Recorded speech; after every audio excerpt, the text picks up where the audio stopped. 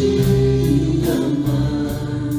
Estou mais forte, vou mais longe por aqui estás. Com palavras de amor, te adoro, Senhor. Hoje livre sou, meu tesouro, minha herança, meu supremo bem. Nem tribulações, nem dor podem nos separar, e jamais irão ver o que eu amo, Senhor. Hoje livre sou. Ave Maria, cheia de graça, o Senhor é convosco.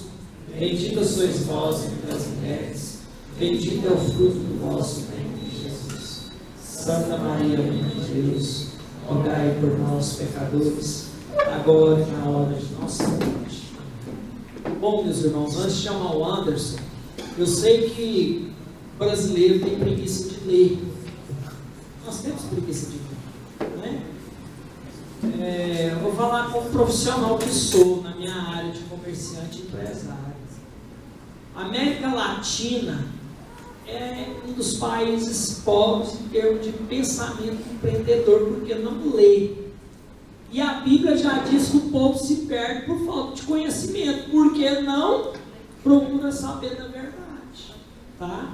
Eu estava ali olhando as coisas que o Anderson tem ali para oferecer para nós. Eu sei que tem um custo, porque ele vive disso, né? Então, faça o sacrifício, adquira uma palestra, um compra um, outro compra outro, mas temos que nos formar para ajudar a igreja de Cristo. A gente não pode ficar falando amém, só amém, amém, não. Tem hora que a gente tem que questionar. Essa semana o padre me falava que a gente tem que ter experiência de Deus. Eu falei, padre, como que tem experiência de Deus se os próprios padres não nos levam, alguns, né? Não nos levam à experiência de Deus? Como você quer que um jovem que está lá vivendo a sexualidade à flor da pele volta com a vida santa se às vezes eu não tenho quem que é o exemplo dele? Então a gente tem que se formar. Então ali tem alguns livros. Eu peço a você, eu sei que fala que o país está em crise, tudo está em crise, mas faz um sacrifício ali, compra alguma coisa e começa a ler. Vamos ajudar a igreja de Cristo. Vamos ajudar a igreja do Senhor. Vem cá, meu querido amigo, né? Anderson, vai trazer uma palavra para nós.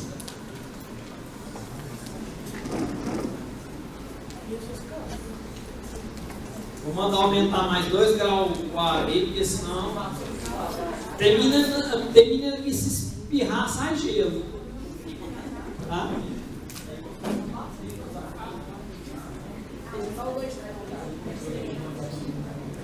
Eu acho que no tempo de crise a gente tem que tomar bastante Yakult. Porque o Yakult contém lactobacilos vivos e dá força, vitalidade para viver a vida, para enfrentar a crise, né, irmão? Acho que os que sabem que eles trabalham no Yakult entenderam a minha resenha, né? Bom dia, meu povo querido. Dormiram bem? Descansaram bem? Bom, se descansaram bem a mim, se descansaram muito bem, que o Senhor fortaleça o coração de cada um de vós para esse dia de graça que estaremos vivendo aqui. Aqueles que não vieram ontem, que estão aqui somente hoje, é uma alegria recebê-los aqui. Me chamo Anderson Reis, sou missionário lá de São Paulo. É uma grande alegria compartilhar a palavra do Senhor com vocês aqui. Amém? Quem puder abrir comigo o Evangelho de Nosso Senhor Jesus Cristo, no Evangelho de Lucas, no livro de Lucas, no capítulo 1 e no versículo 26. Capítulo 1, versículo 26. Cadê aquela aguinha católica, apostólica romana aqui para molhar a garganta do missionário? Aê, meu Deus. Lucas, capítulo 1, versículo 26. Cadê o violinista, aquele fundinho mais católico do mundo? Quem foi, irmão? A Maria tá pior. Ah, é? Ele banha os enquetinhos, eu banho os vinhos. Lucas 1:26. Quem achou, diga amém. Amém. Vou ler com vocês. Vamos prestar atenção aqui, ó. Na Bíblia da Ave Maria é página 1345. Ajuda meu irmão, né, chefe? 1345.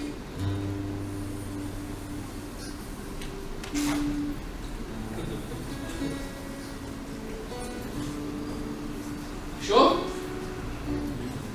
Olha o que está escrito aqui, queridos irmãos. No 6º mês, o anjo Gabriel foi enviado por Deus a uma cidade da Galileia chamada Nazaré, a uma virgem desposada com um homem que se chamava José, da casa de Davi, e o nome da virgem era Maria. Entrando, o anjo disse-lhe: Ave cheia de graça, o Senhor é contigo. Perturbou-se ela com essas palavras e pôs-se a pensar no que significaria semelhante saudação. O anjo disse-lhe: Não temas, Maria, pois encontraste graça diante de Deus. Eis que conceberás e darás à luz a um filho, e lhe exporás o nome de Jesus. Ele será grande e será chamado Filho do Altíssimo, e o Senhor Deus lhe dará o trono do seu pai Davi, e reinará eternamente na casa de Jacó, e o seu reino não terá fim. Maria perguntou ao anjo: Como se fará isso, pois não conheço o homem? E respondeu-lhe o anjo: O Espírito Santo descerá sobre ti, e a força do Altíssimo te cobrirá com sua sombra. Por isso, o ente santo que nascer de ti será chamado Filho de Deus. Também Isabel, tua parenta, até ela concebeu um filho na sua velhice, e já está no 6º mês aquela que é tida por estéril, porque a Deus nenhuma coisa é impossível. Então disse Maria: Eis aqui a serva do Senhor, faça-se-me segundo a tua palavra. E o anjo afastou-se dela. Estas são para nós as palavras da nossa salvação. Vamos aplaudir o Santo Evangelho de nosso Senhor Jesus Cristo com alegria e com gratidão.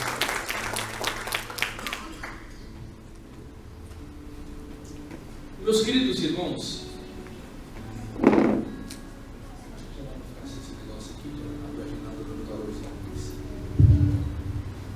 queridos irmãos, uma coisa que... Tem alguém sentado aqui? Não mais. Uma coisa que às vezes me preocupa um pouco no meu coração é o que acontece com a vida de cada participante do encontro depois que é encerrado as atividades de um final de semana onde vocês ficam inseridos e participando. Porque a nossa vida cristã, ela tem que ser uma prática diária dos conselhos evangélicos. E para viver a vida cristã, tem algumas coisas que precisam ser certamente pontuadas com muita fidelidade. Muita fidelidade.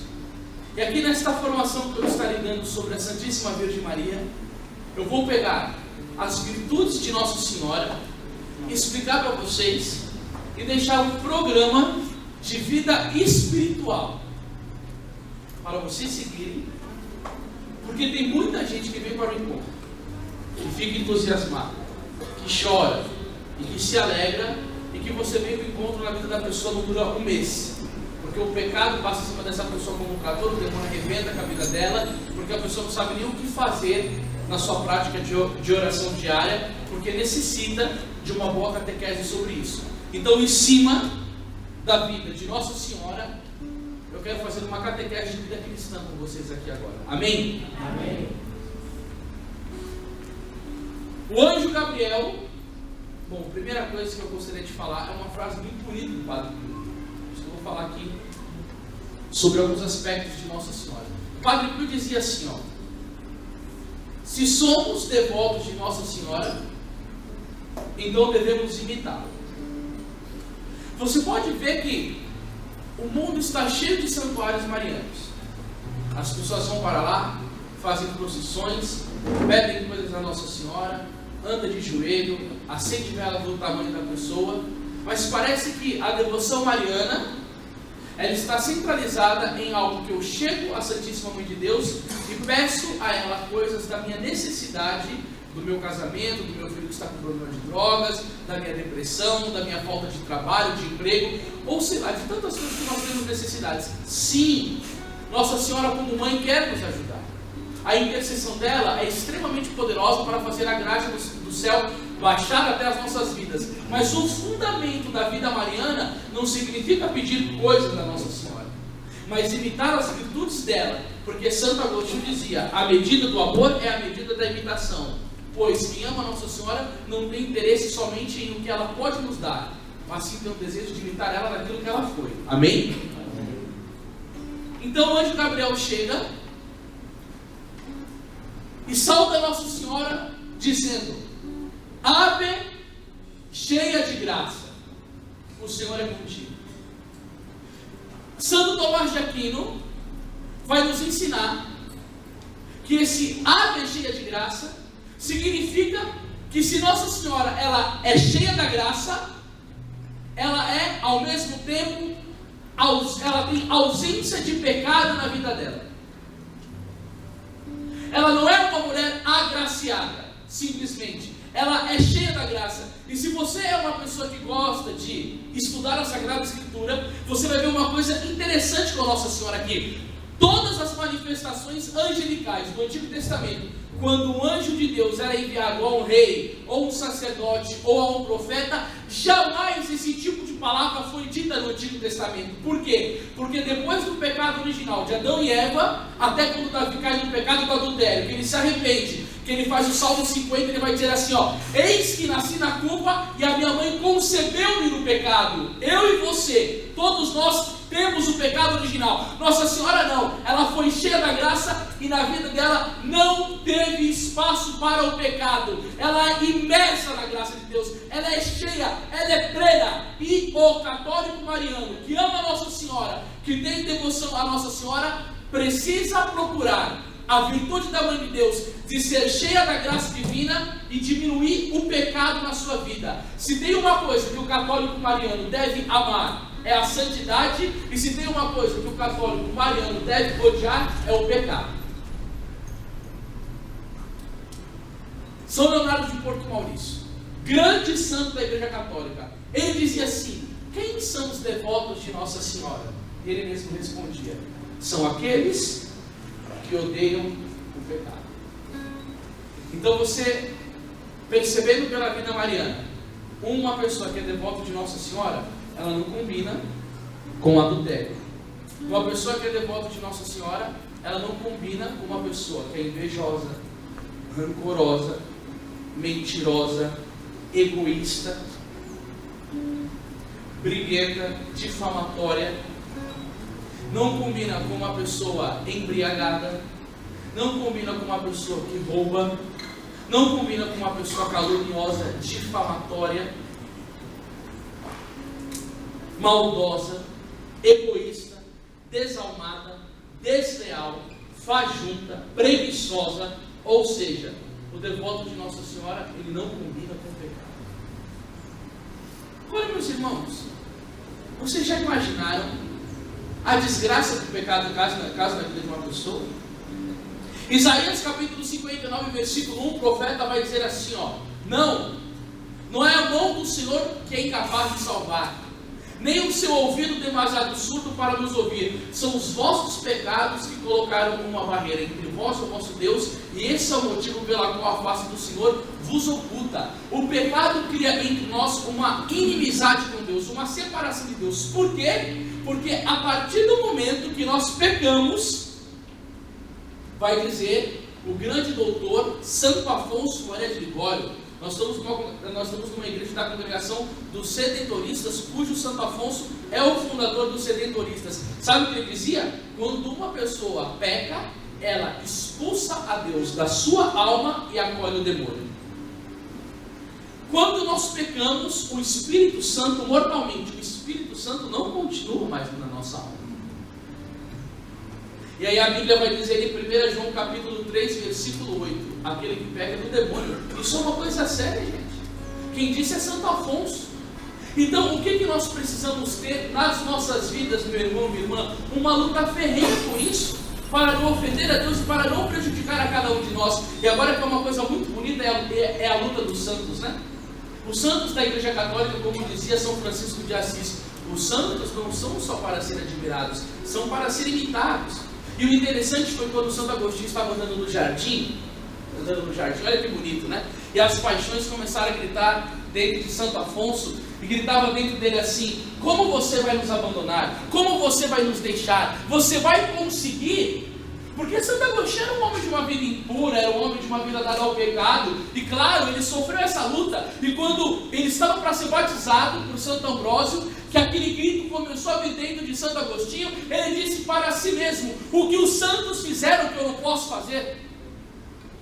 E aí Santo Agostinho, depois de convertido, claro, ele era um homem puro, saía com muitas mulheres. Olha que bonita a decisão de um homem na luta contra o pecado. Ele estava na capela um dia rezando, e uma das mulheres que Santo Agostinho tinha saído na sua época de paganismo, uma mulher que ele teve relações morais, foi na capela e, tentada violentamente nas paixões, viu Santo Agostinho, olha que história bonita, e se sentiu excitado e começou a tentar Santo Agostinho. Agostinho era rezando e a mulher foi lá. Por quê, gente? Eu não sei se vocês perceberam, mas o pecado que mais destrói a vida das pessoas é o pecado da imoralidade. Davi, o grande rei adorador, caiu no pecado do adultério. Sansão, o homem mais forte do mundo, caiu com Dalila. Salomão, o homem mais sábio do mundo, caiu com as concubinas. Ou seja, gente, o demônio não dá mão nessa hora, não. Ou a pessoa vigia, ou ela vigia mesmo, ou ela cai no escândalo e a vida dela vai para o naufrágio. E o inimigo sabe onde é a fraqueza das pessoas, tem que ser muito concreto na parte moral. E aí o Santo Agostinho estava lá, e aí a mulher: Agostinho. E o cara só refirma a oração: Agostinho. Putz, cara, o cara falou: essa tentação eu não vou vencer de perto, lutando contra ela. São Felipe Neto diz assim: no combate da pureza vence os fujões que abandonam a ocasião. Não adianta enfrentar esse treco de frente, ou você foge ou você roda. O que Santo Agostinho fez? Ele levantou e começou a ir andando, fugindo da mulher. A infeliz, não satisfeita com a negativa dele, começou a perseguir o cara na rua: Agostinho! E ele andando: Agostinho! Agostinho! E foi atrás dele. Quando o cara, ela percebeu que ele não dava atenção, que não olhava, ela começou a seguir. Quando chegou perto de Santo Agostinho, ela tocou nele. Quando ele olhou, ela se abriu que nem uma maravilha: oi, Agostinho, lembra de mim? Eu sou aquela. E ele respondeu para ela: mas eu não sou mais aquele. Isto é uma resposta de uma pessoa que se decidiu por amar a nosso Senhor Jesus Cristo e lutar grandemente contra o pecado que poderia arruinar a sua alma e estragar com a sua amizade nosso Senhor Jesus. Eu sou aquela, tá, mas eu não sou mais aquele. Por quê? Porque 2 Coríntios 5,17 está escrito: todo aquele que está em Cristo é uma nova criatura. Passou-se o que era velho, passou, o que era velho passou. Aquele Agostinho morreu, ele foi sepultado, ele não existe mais. Por isso, uma nova criatura. Por quê? Porque eu decidi amar a Deus. E se eu amo a Deus, eu não quero ofendê-lo mais, eu não quero pecar. Você sabia que o livro de Hebreus, capítulo 6, versículo 6, diz que quando nós pecamos, nós crucificamos novamente o Filho de Deus? E aí você vê a vida dos santos. Por exemplo, São Domingos Sábio, qual que era a frase dele? Antes morrer do que pecar. E aí um dia ele estava andando no parque com os olhos para baixo, uma pessoa chegou e falou assim para ele: Domingo, por que você fica andando com os olhos para baixo? Ele disse assim: eu ando com os olhos para baixo porque eu quero manter a minha vista pura para contemplar a Imaculada do Paraíso. Talvez a gente lê a vida dos santos e fala assim: mas eles são muito radicais, eles viveram uma coisa que eu não consigo viver. Mas eles eram mesmo. Eles não queriam de jeito nenhum ofender a nosso Senhor Jesus Cristo. Eles queriam amar a Deus profundamente na sua alma, evitar o pecado a qualquer custo. E aí eu vou dizer para vocês, meus irmãos e minhas irmãs, Santo Afonso Maria de Ligório, gosto de falar demais desse santo. Oh meu Deus do céu, como eu amo Santo Afonso. Ele é o santo.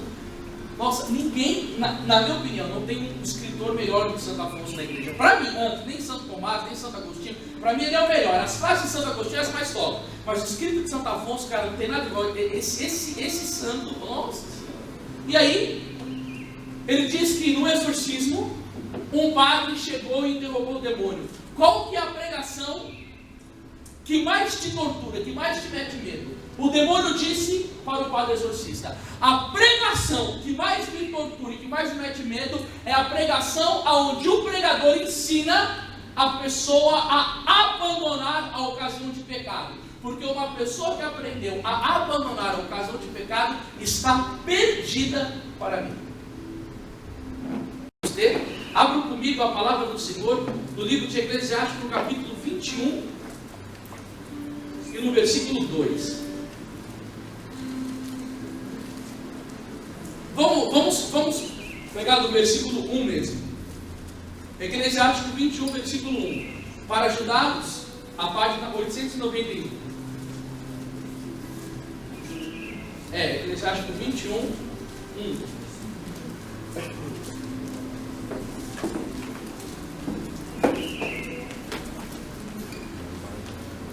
Quem achou, diga amém.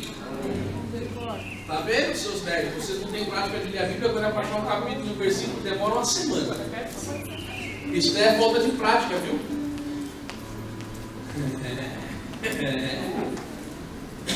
Eclesiástico 21, versículo 1, quem achou, diga amém.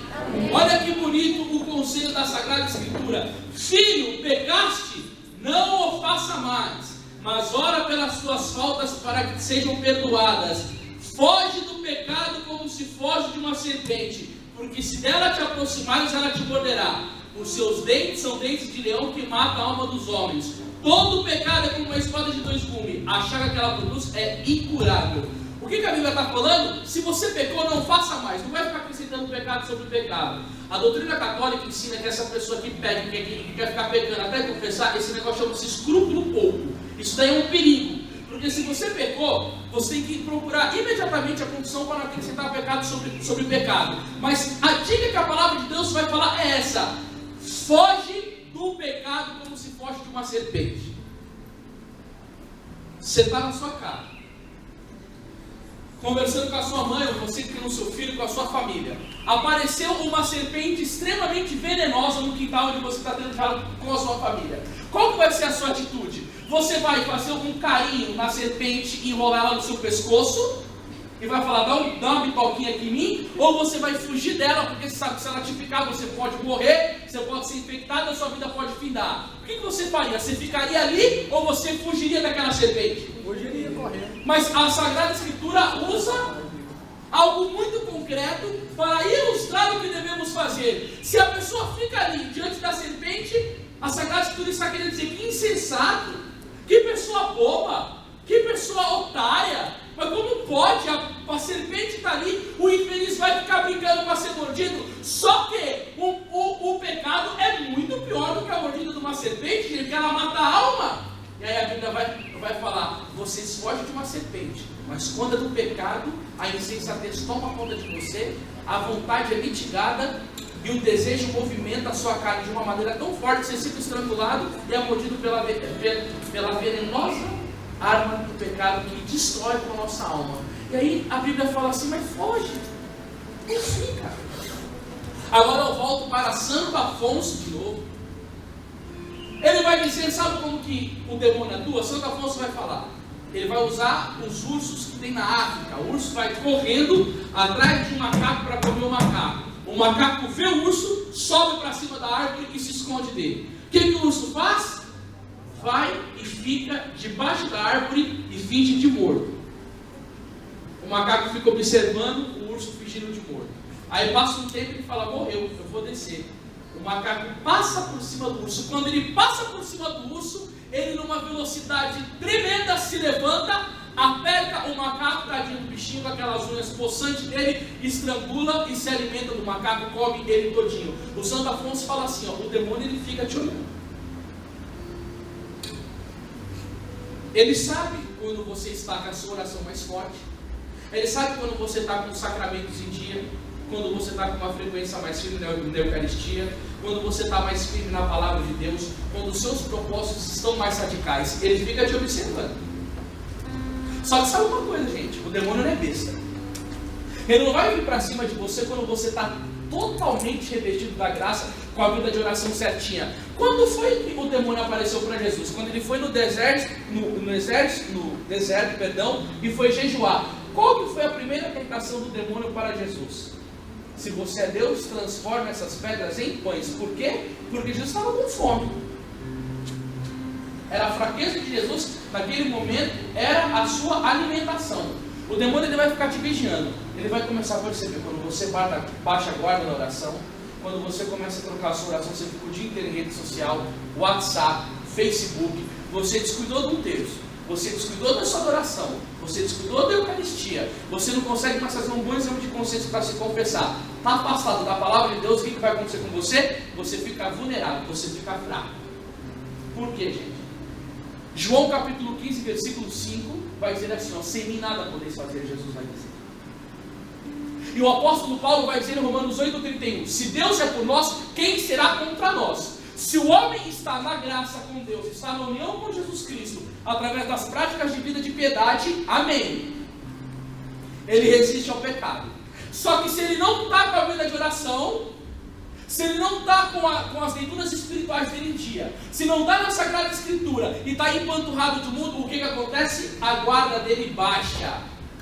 Tem um homem que vocês conhecem ele é muito famoso, ele chama Beethoven. Ele tocava piano todos os dias, 8 horas por dia. Ele dizia, se eu ficar um dia, gente, ele dizia, sem tocar o piano, se eu toquei na segunda, por exemplo, e deixo de tocar o piano na terça, eu já sinto que na quarta eu não toco da mesma maneira. Se eu ficar 2 dias ainda, nossa, se eu ficar 3 dias, eu fico o lixo tocando piano. Beethoven, talvez o maior músico da história, alguns dizem que sim. Agora, por que para as coisas seculares do mundo tem que ter uma ordem, tem que ter uma regra, e para a vida espiritual nós somos desleixados? E aí o que acontece? Vai parando, com as práticas de vida espiritual vai ficando fraco. A vigilância diminui. E aí o que acontece? A ocasião faz o ladrão. Aí você era uma pessoa que tinha problema de alcoolismo.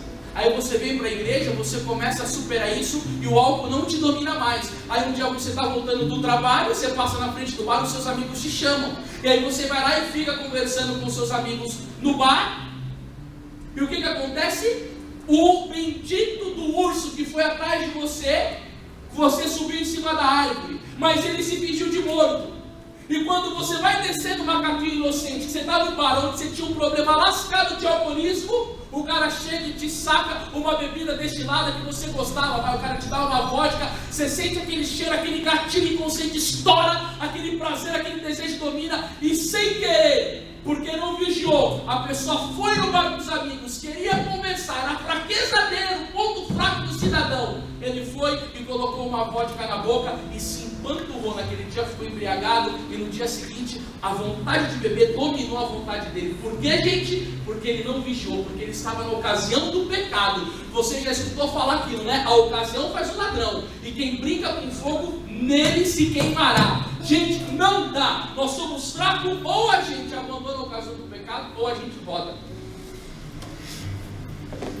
A luta do jovem da igreja, viver a castidade ou dificuldade nas casas.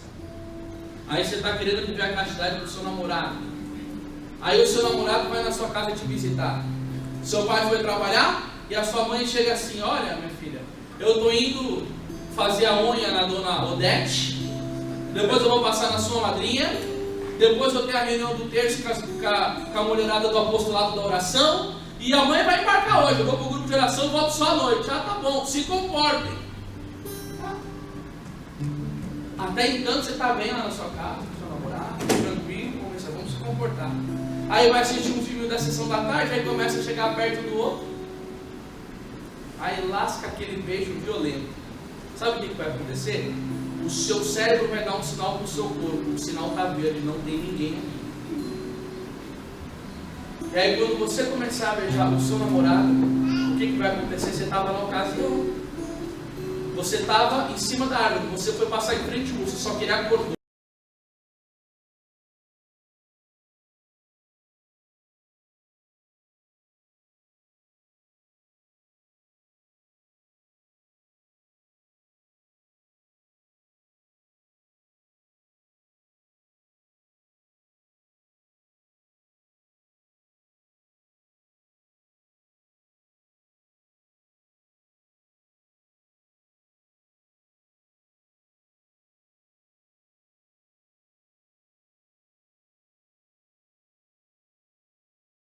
Mas ele fica no brilho, não tem problema, é uma vez só. Aí cai.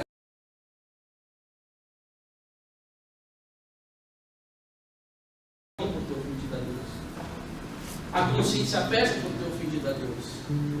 Mas aonde está o problema principal disso? Porque não abandonou a ocasião do pecado. Porque ficou ali. Porque deu moleza, gente. Ou seja, não vigiou. Mateus 22, 41, nosso Senhor disse o quê?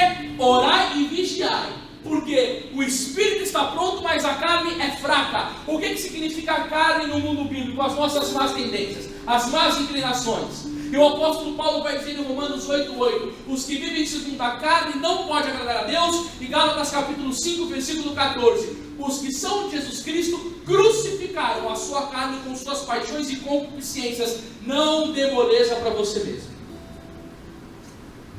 Não dê moleza para você mesmo. E uma coisa que eu aprendi na minha vida espiritual, e quem me ensinou isso daí foi um escritor chamado Dom Lourenço Scupoli. Ele vai dizer que a primeira vitória que você tem que ter no combate espiritual... Bom, deixa eu perguntar para vocês então. Deixa eu ver como está o seu critério de discernimento.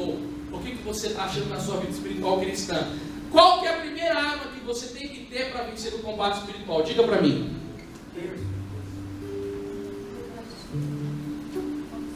Vai, fala aí, terça, eu quero ter unção. Jejum. Conhecimento da palavra. Santo Terço, mais o quê? Eucaristia, mais o quê? Confissão. Todas essas armas que vocês falaram são dinamites poderosas contra o mal, contra o pecado. São armas do céu mesmo. Mas o Dom Lourenço Scupoli me ensinou uma coisa que eu amei. Ele diz assim: a primeira coisa que você tem que ter para vencer o combate espiritual, sabe o que ela se chama? Desconfiança de si mesmo. Jamais confie em você. Jamais diga, eu venço esse pecado. Jamais diga, esse pecado não me pega mais. Eu piso na cabeça do diabo. Como eu vejo muitos pregadores dizendo, eu fico com nojo quando eu escuto o cara falando isso. Vem pra cima de mim que eu te atropelo, Satanás. Ô asqueroso, orgulhoso e presunçoso. Não fala isso. E nunca chega um dia e fala assim, eu estou bem na minha fé. Isso eu já venci. Isso não me pega mais. Gente, é a maior mentira. São Felipe Neri aparecia no espelho e ele começava a se xingar. Seu fraco, seu covarde, seu imundo. São Felipe Neri. Ele falava: se Nossa Senhora não botar a mão na minha cabeça, a primeira prostituta que passar eu passo o fino nela. E se ela não me segurar também, ou eu viro um ateu ou um comunista. E por que os santos chegavam nesse negócio de desconfiança de si? Porque eles se conheciam a si mesmos. E Deus nunca vai deixar o homem forte para ele não ter soberba. Se você pegar aquela carta do apóstolo Paulo, 2 Coríntios 12, Paulo vai dizer assim: eu conheço um homem que há 14 anos, não sei se no corpo ou fora do corpo, foi arrebatado até o terceiro céu e lá ouviu palavras inefáveis que não é capaz da homem reproduzir. Sabe o que Paulo está dizendo? Ele teve uma experiência mística transcendente com o amor de Deus. Ele foi arrebatado. E lá ele ouviu palavras que ele diz que não é capaz ao homem falar o que ele ouviu. Ele teve uma experiência fora do comum com Deus. Mas ele vai dizer assim: mas para que as grandezas destas revelações não me levassem ao orgulho, Deus permitiu que um anjo de Satanás colocasse um espinho na minha carne para me esbofetear. Eu roguei ao Senhor que tirasse esse espinho da minha carne 3 vezes, mas Deus disse não, que a minha graça te basta. Sabe o que aconteceu aí? Paulo foi um homem de grandes mistérios com Deus. Mas para ele não ser uma pessoa vaidosa, para ele não ter arrogância na sua vida espiritual, para ele compreender que o que ele viveu foi graça de Deus, dádiva de Deus, amor de Deus, providência de Deus, ele sentia tentações horríveis. O demônio mutilava Paulo nas tentações. Sabe para quê? Para ele nunca se ensoberber. E quando ele tinha tentação, o que ele tinha que fazer? Recorrer aos pés de nosso Senhor Jesus Cristo e gritar: Jesus, ou você me socorre com a tua graça, ou eu rodo no pecado. É assim que vai ser com você. Ou você recorre a nosso Senhor Jesus Cristo, ou o demônio atropela. Porque vai ter muitas más inclinações dentro de você que o Senhor nunca vai tirar até o seu caixão. Olha para essa pessoa que está do seu lado e fala assim: você está entendendo a mensagem, abençoado?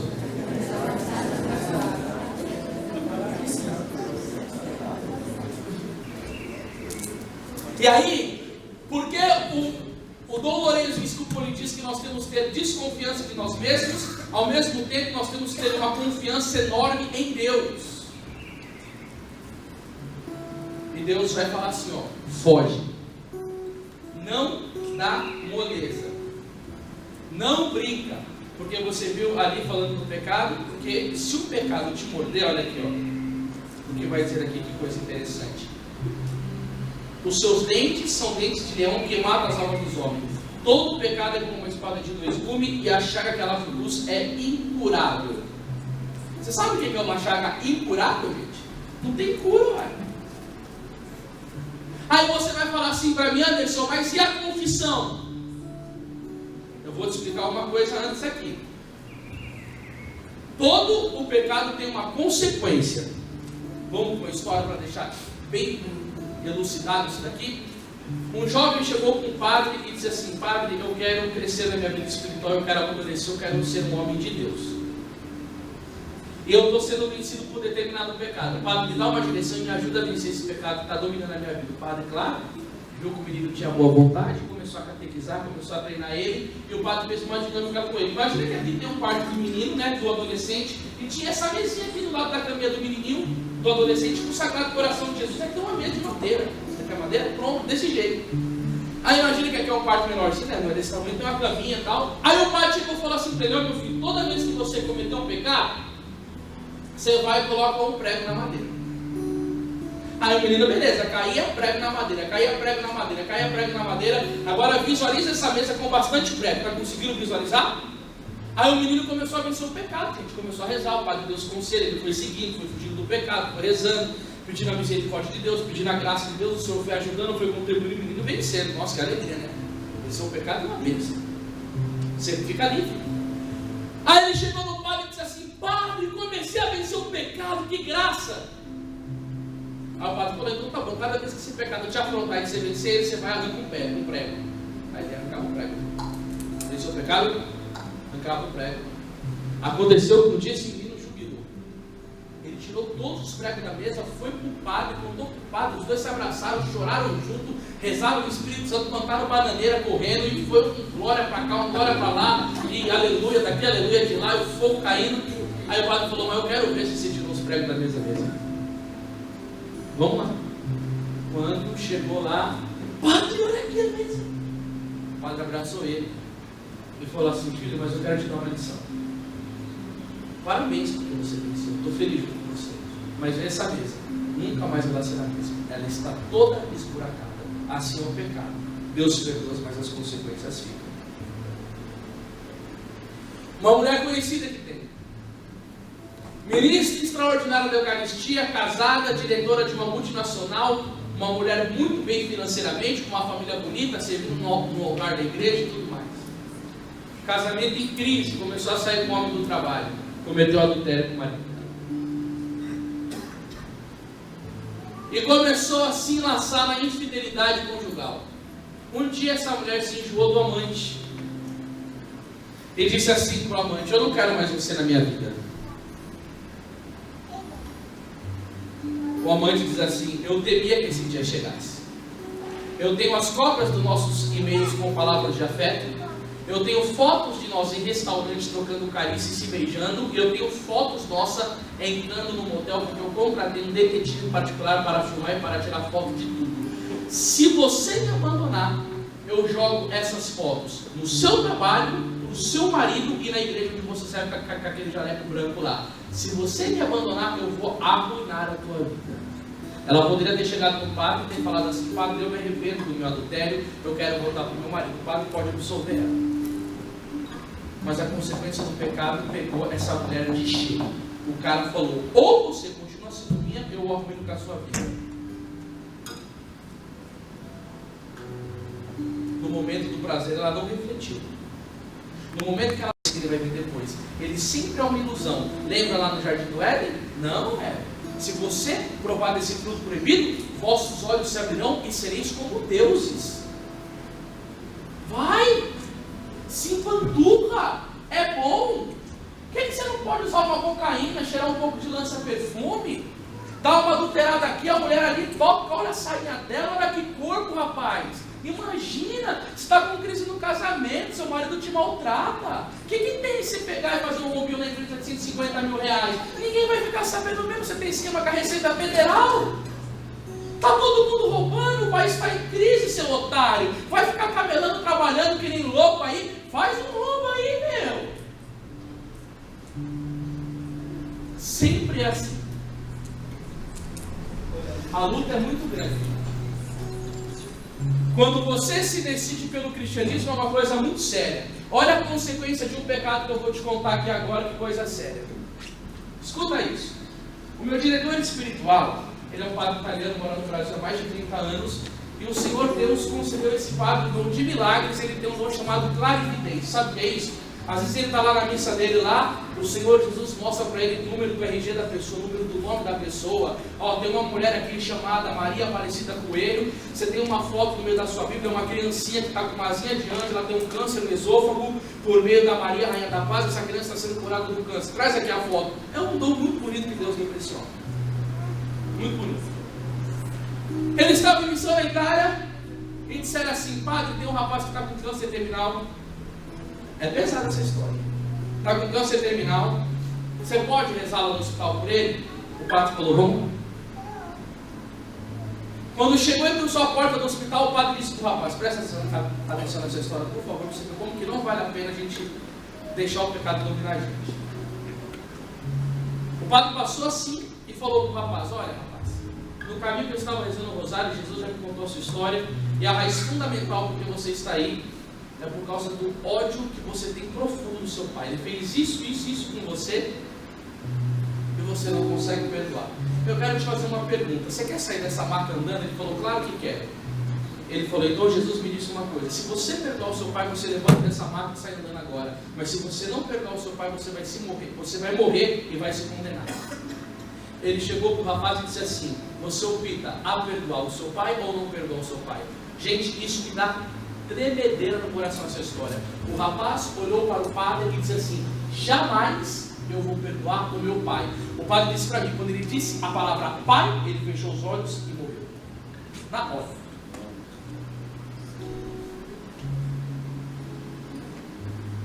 Na hora. Você imagina a misericórdia de Jesus naquele rapaz? Que o padre que tinha um dom, aliás, não é todo mundo que tem esse dom de milagres. Quem tem aqui esse dom de milagres? Você tem? Eu não tenho. Eu já exemplo algum, mas desse jeito que esse padre tem, eu não tenho. É uma pessoa que Deus quis dar o dom. Não é porque ele é bom, porque ele tem esse dom. Porque esse meu padre tem um temperamento muito forte. Ele é grosso, às vezes meio bravo, mas é um homem santo. Não é todo dia que você tem a graça e está num quarto enfermo de um câncer e tem um padre com dom de milagres para ficar aí te visitar. O menino poderia falar assim: que oportunidade! Que graça! E aí você imagina esse rapaz, se ele se rendesse ao perdão, depois que ele levantasse daquela maca, a força de testemunho que ele teria para dar uma pregação aqui agora. Eu estava no câncer, e eu, por causa do meu pai, contasse a história de vida dele, e depois começasse a fazer oração de perdão com o povo. Você imagina a força que ele não teria para estourar o cativeiro do coração de quantas pessoas que estivessem por aí. Mas sabe o que ele fez? Ele optou por não perdoar. Nesse momento você vê claramente que o perdão é uma graça de Deus e um ato da vontade da pessoa. Deus não vai catar o coração da pessoa e vai dar um sopro e ela vai ter a força total. Não, Deus vai dar o sopro e a pessoa vai ter que ter o consentimento também de fazer.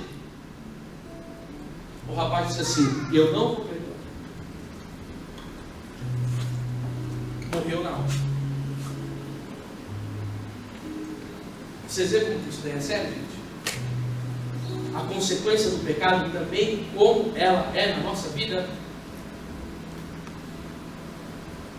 Um rapaz perto de casa, com uma ferida enorme no coração. Um jovem que veio conversar comigo aqui também vive a vida dele. A mãe dele foi um final de semana, no carnaval, fora de época na Bahia. Teve relação sexual com o rapaz e engravidou. Só que naquela época não tinha celular, não tinha WhatsApp, e-mail, rede social, nada. Nem trocaram o telefone.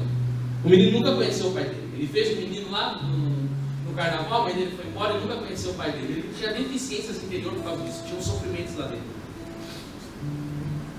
E aí ele chegou e lamentou comigo e falou assim: ô Anderson, as meninas não querem ficar comigo. Parece que eu sou o patinho feio da turma. Ele era um menino muito muito novo, gente. Só que a molecada mais velha faz, ele se sentia coagido pelo comportamento dos outros, fala, por que todo mundo pega um monte de menina e não pega? Eu cheguei e falei assim, Pedro Robson, deixa eu conversar com você, não estou numa época de você pegar mais filme nos estudos, e aí você vai falar para um moleque pegar filme nos estudos, numa escola do estado, aqui no Brasil, no Garcia Dávila, que era uma podre, gente. Os alunos daquela escola eram uma miséria perto de casa, lá era uma... Nossa, que negócio que era aquele, gente, que escola que era aquela? E eu tentando ajudar a menina, o que eu fiz? Comecei a evangelizar ele, vamos para a igreja, para Jesus curar o seu coração e tal. Gente, esse menino ia para a igreja, levantava os braços no grupo de oração e chorava, ia para retiro, não, tá massa, o seguimento a Jesus é uma bênção tal, que ele começou a ir para a igreja, se entregar. O que aconteceu? A mãe dele, no aniversário de 18 anos, no menino deu uma moto para ele. Mas não é uma motinho qualquer não, cara, é aquela da Honda, de uns 35 mil reais, qual é o nome daquela motinha, cara? Essa daí. Esse negócio aí, o Hornet. É boa essa moto, não é? Aí, olha que dificuldade, né? Todas as garotas que esse menino tinha dificuldade de ficar com elas, de beijar elas, começou a estar na garupa do cara, ele começou a ficar com as meninas e ter relação sexual com elas todas. Eu cheguei numa conversa séria e falei, menino, você não percebe aonde que você está enfiando o seu pé? É esse tipo de garoto que você quer para a sua vida, a menina te rejeitou, e por causa de uma garupa, ela dá o corpo dela para você e dá a companhia dela para você. Eu falei, isso daí não vale nada, meu filho. Eclesiástico 9:10, a mulher que se entrega à devassidão é próprio do estento pisado numa estrada. Está aí na Bíblia, nem é Eclesiástico 9 depois. Eu falei, você vai querer isso daí para ser mãe do seu filho? Uma mulher que dá o corpo para uma garupa? Eu falei, tanta santa na igreja morrendo mártir porque não quis entregar o seu corpo para não violar a castidade. Você vai catando essas meninas desse jeito, tal, deu um sermão nele e esquentei a orelha do moleque. Eu falei, nosso Senhor Jesus Cristo queria tratar seus filhos, curar o seu coração, preparar você para uma cura interior, para trabalhar a sua masculinidade, as suas feridas, para você ser um homem mais maduro, para você ter responsabilidade e condições de assumir o namoro como homem, porque você tem deficiências interiores tremendas por causa da sua educação, porque o cara já não tinha um pai, a mãe dele não tinha pulso nenhum, era muito difícil a vida do menino. Aí eu falei, bom, o pecado te pegou, né? E o menino abandonou a igreja. Quando você vê uma pessoa que vai embora da igreja, dá uma investigada na vida moral dela. Oh, meu Deus do céu, como o pecado do sexto mandamento afasta a gente da igreja. Os padres de confessionário sabem muito bem isso, que é verdade. E aí, o que aconteceu? O Senhor me concedeu a graça de pregar na Canção Nova. Eu estou voltando do centro da cidade com um vídeo do meu testemunho na minha mala. Aí eu passo da frente da casa desse meu amigo, que morava perto da casa da minha mãe, que hoje eu moro sozinho, né? Mas do lado da casa da minha mãe, uma casa de distância. Estava ele com a molecada da rua lá na frente. Lá eu sou muito amigo do povo lá de onde eu moro. E aí, Nandão, tudo bem? Ele foi me cumprimentando. Aí eu cheguei lá, fui conversar com ele. Ele chegou e disse assim: eu fiquei sabendo que você deu um testemunho lá na televisão, que foi bacana, e tinha mais ou menos uns 10 jovens na porta da casa dele. Eu falei, ó, o vídeo está aqui atrás, na minha mochila, você quer ver? Subimos lá na casa dele e juntamos a galera e começamos a assistir o vídeo. Terminou a pregação, eu me levantei, comecei a fazer oração e comecei a pregar. Eles estavam chorando, e aí meu irmão e minha irmã, Deus me deu uma profecia terrível. Terrível. Eu olhei para ele e falei assim: Robson, volta para os caminhos do Senhor. Satanás está armando para você um laço de morte. Volta para Deus. Não brinca com o Senhor. E se tem Gálatas 6:7. Com Deus não se brinca e com Deus não se zomba. Aquilo que o homem plantar, ele vai colher. E tinha um rapaz do lado que era traficante de drogas, o apelido dele era Careca. Eu falei: ó, meu filho, para você eu tenho um recado de Deus. Você está fazendo hora extra no mundo. O Senhor já te livrou da morte 3 vezes. E se você não se meter agora, o Satanás vai ceifar a sua vida. E ser claro, na hora ninguém deu glória a Deus, ninguém deu aleluia, ninguém ficou feliz, ninguém começou a sorrir. Porque esse tipo de palavra ela causa um clima chato. E aí o que Deus fez? Deu um alerta. Ó, cuida, vigia, toma cuidado, não brinca. Deus foi o quê? Amoroso. Deus foi o quê? Misericordioso. Deus foi extremamente misericordioso. Agora pergunta se os dois mudaram. Não mudaram. Em menos de 1 ano eu fui no velório dos dois. Os dois morreram em menos de 1 ano. Quando eu cruzei a porta do velório, tinha um monte de gente chorando, por causa que aquele menino era um menino querido. Mas quando eu fui na borda do caixão, eu olhava para o corpo dele, aí eu comecei a meditar lembrando da palavra do Provérbios. Vale mais você ir no velório do que numa festa, porque você no velório, olhando para o corpo do defunto, você medita que um dia você vai morrer, e aí você inventa a sua alma. Por isso que Eclesiastes 7,40 vai dizer assim, ó: em tudo que fizeres, lembra-te do teu fim e jamais pecará. Sabe o que eu vi naquele caixão? Romanos 6,23 concretizado: o salário do pecado é a morte. Se aquele menino tivesse escutado a Deus, se ele tivesse abandonado a ocasião do pecado, se ele tivesse procurado uma boa confissão, se ele tivesse procurado emendado, talvez hoje ele teria casado, com filhos e vendo com uma boa família. Mas sabe o que aconteceu com ele, juventude? Sabedoria 1:12.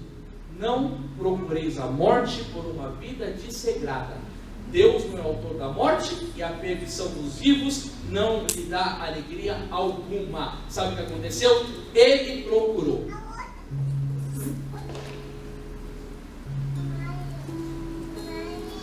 O que eu estou falando com essas histórias? Mostrando o peso do pecado. Claro que Deus perdoa, mas eu estou mostrando histórias que o fim não foi bom.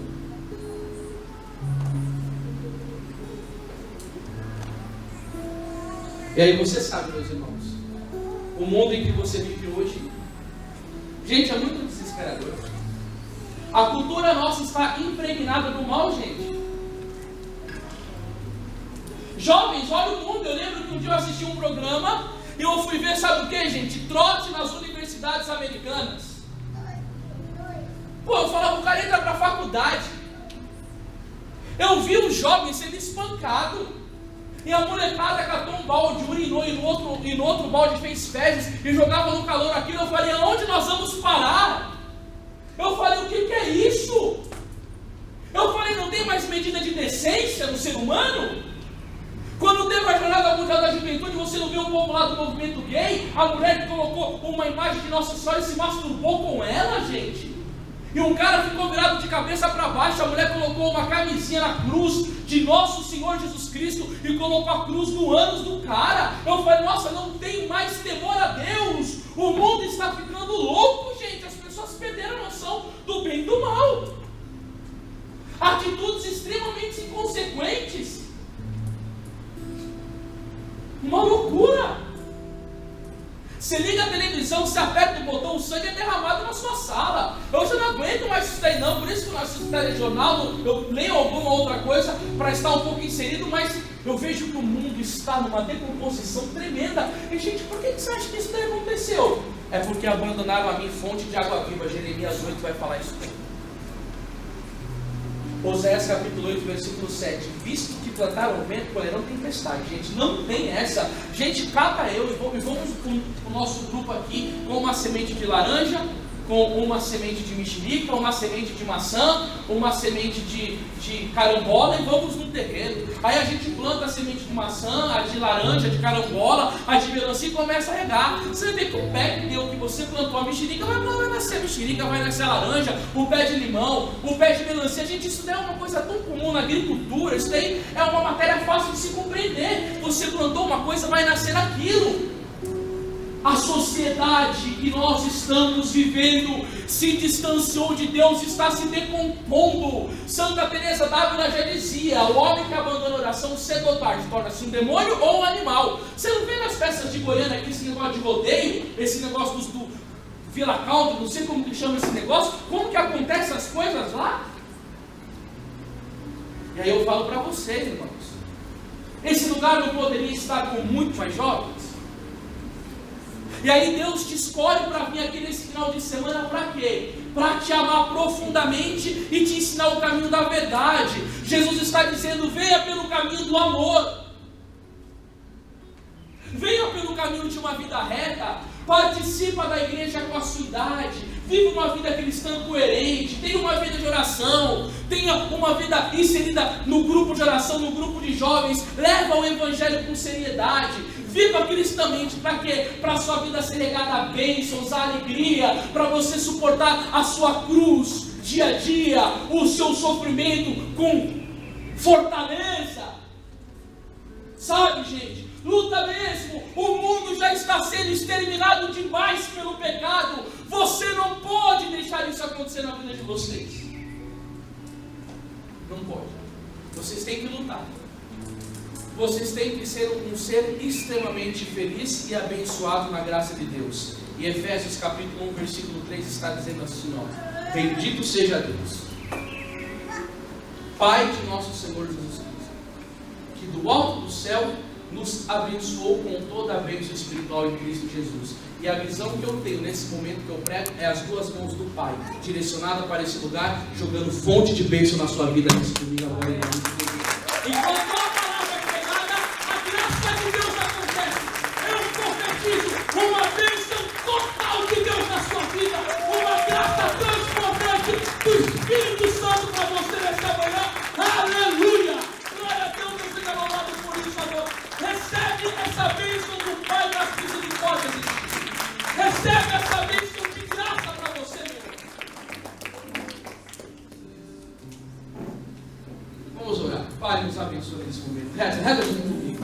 Derrama, Pai, você vai rezar agora. Fala assim: Senhor, abençoe minha vida, minha família. Me dá força para vencer o pecado. Me dá força para vencer o mal. Eu quero uma nova chance, eu quero uma nova oportunidade. Eu quero ver se isso está bonito, isso daí. Eu quero ver se jovens clamando, orando, suplicando na presença de Deus. Senhor Jesus, nos lava com o seu sangue, nos dê uma nova oportunidade, constitui-nos como profetas do teu reino, como pessoas consagradas ao teu amor. Senhor Jesus, vem limpar-nos com o seu sangue, vem limpar-nos dos nossos pecados, nos dá a fortaleza, a sensatez, a diligência, a sabedoria para lutar, para a graça divina permanecer dentro de nós. Senhor, exerce misericórdia sobre as nossas vidas, nos dá força para vencer o pecado, para vencer o mal. Senhor, nos coloca no coração da Santíssima Virgem, a Imaculada, e nos faz uma raça de eleitos. Nós queremos ser os reinos deste mundo de trevas, nós queremos brilhar no meio da luz. Nos dê força para a oração diária, para a comunhão contigo, para a vida de graça. Nós queremos fugir do pecado, nós queremos vencer o pecado, nós queremos estar unidos no teu coração. Senhor Jesus, manda fogo em nossas vidas, envia-nos a graça do Espírito Santo, com o dom do discernimento, da sabedoria, da eficácia da oração. Oh, Marachoio,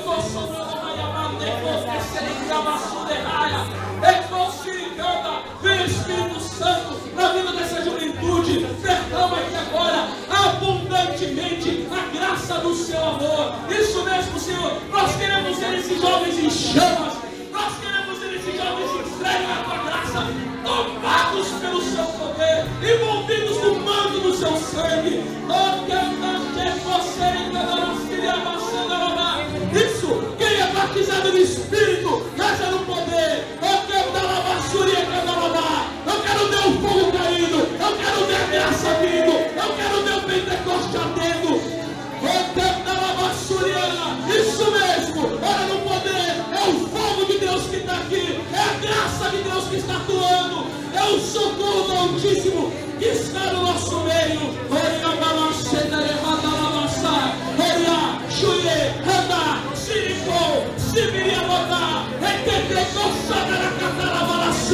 O rio de sangue de Jesus está no nosso meio, a potência do seu amor está aqui, a sua graça nos envolve.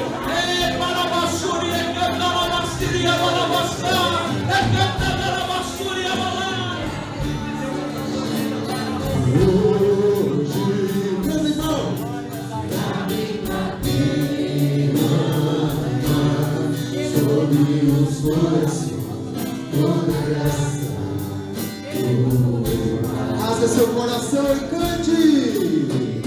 Eu também quero viver em todo o meu coração, os braços do